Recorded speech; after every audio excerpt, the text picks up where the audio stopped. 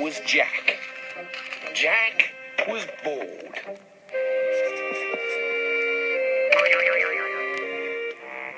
"You've got long black hairs in your nose," he said to his mum. "Ow!" she yelped, plonking him off her lap onto the floor. "Will you read me a story?" said Jack. "Later," she said, "when I've finished my crossword. But I want a book." "Then go upstairs and get one." "But you've got longer legs. Mine are much shorter and get tired. You do it." But that was just an excuse. Jack did not want to go upstairs because Jack was afraid of the dark. He had tried it once before, but he hadn't made it past the umbrella stand in the hall. No.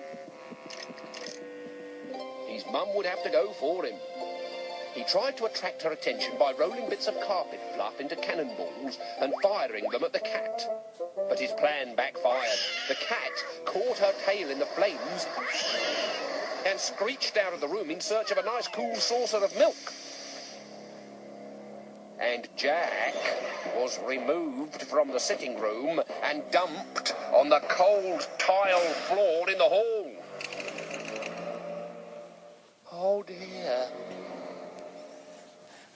The light in the hall came from the street lamp outside, which cast a deep red glow over one wall.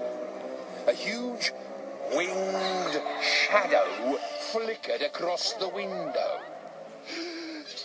"Bats," whimpered Jack. "I hate bats." So did the dog. Had either been brave enough to look outside, however, they might not have been quite so scared. Jack finally summoned up his courage and tiptoed to the bottom of the staircase.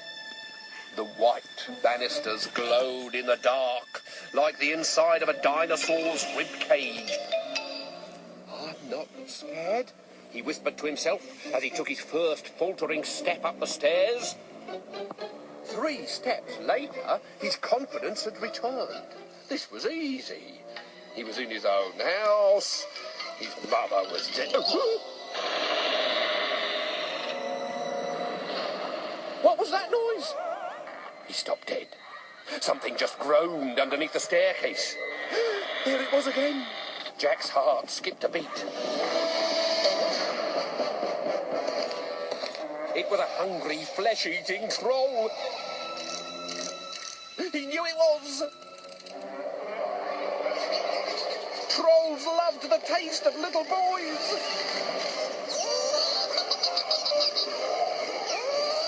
Especially when they wore blue pajamas. He had to get out of there. Jack gritted his teeth, pulled up his pajama bottoms, and set off towards the landing.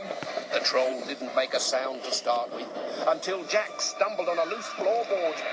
You should have heard the gut-grumbling groan it let out then. Jack jumped out of his skin, fell into his parents' bedroom, and slammed the door shut behind him.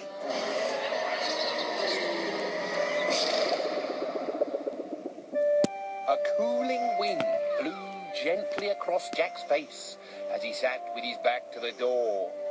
Trolls, he laughed to himself. Creaky floorboards, more like.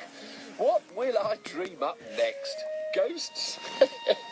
In the darkness, a swirling white shape floated across the floor towards him. It is a ghost!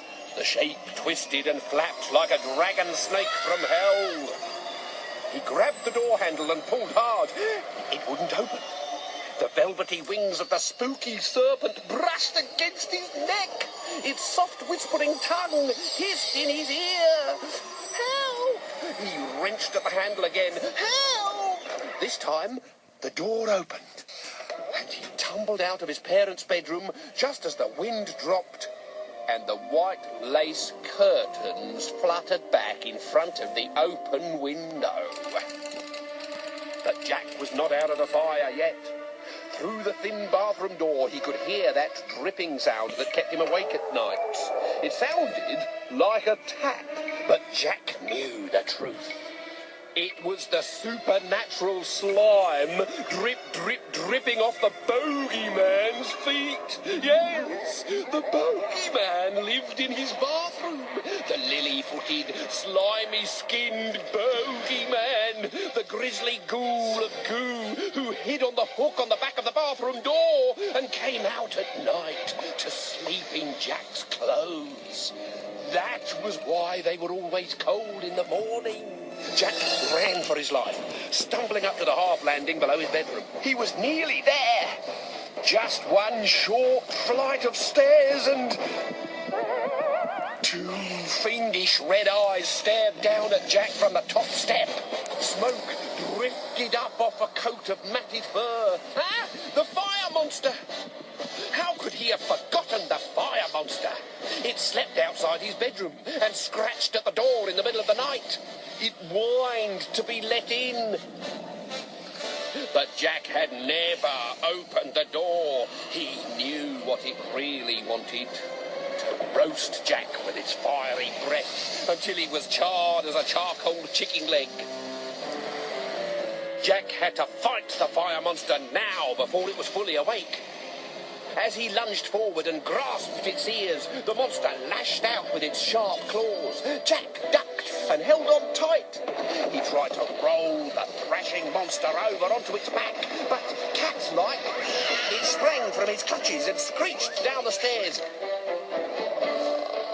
dragging its smoking tail behind it. Jack fell through his bedroom door, clambered onto a box of bricks and switched on the light. He had made it. 30 seconds later, his mum heard a noise like a herd of elephants roller skating downstairs.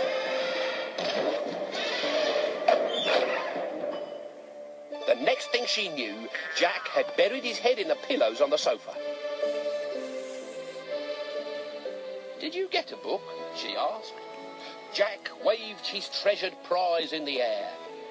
You see, that wasn't so hard, was it? Jack dug his way out from under the pillows and snuggled up close. "Now, what have you brought for me to read?" Jack stuck his thumb in his mouth. He liked a good bedtime story, and he was looking forward to this one. "Dracula," he said, "is my favourite." Which only goes to prove that fear is all inside here. But if you could remove what's inside here, you would never be frightened of anything again.